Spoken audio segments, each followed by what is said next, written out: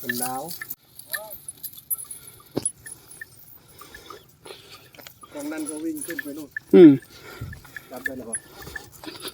ไปใส่วะเป็นยังบ่สั่งให้ที่สุกวิ่งไปหาหมูอ่ะย้อนลง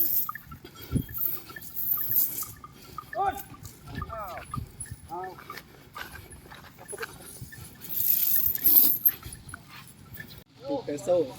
ช้างไม่ได้ผูกเอาเลยโอ๊ตปันเสาบ้านต้นกล้วยได้อีบักคัก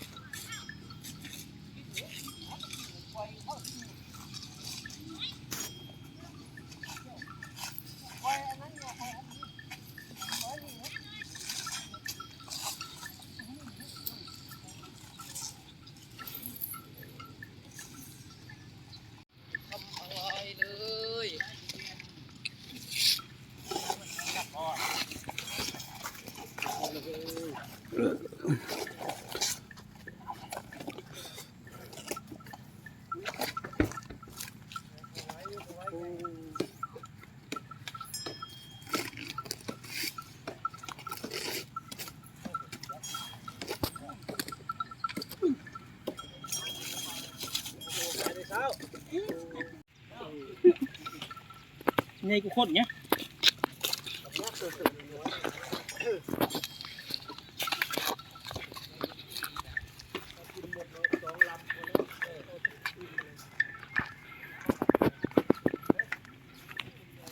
เฮ้ย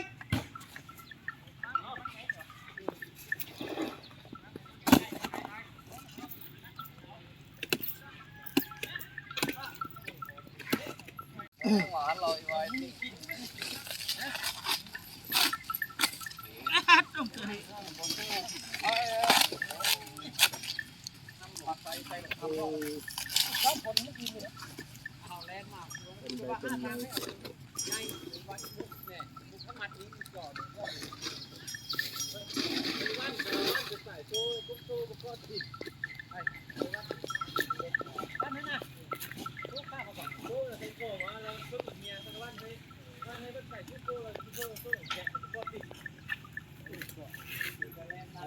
ตอนนั้นเกี่ยมเรียนบ้านดูสิต้องพอดทิ้ง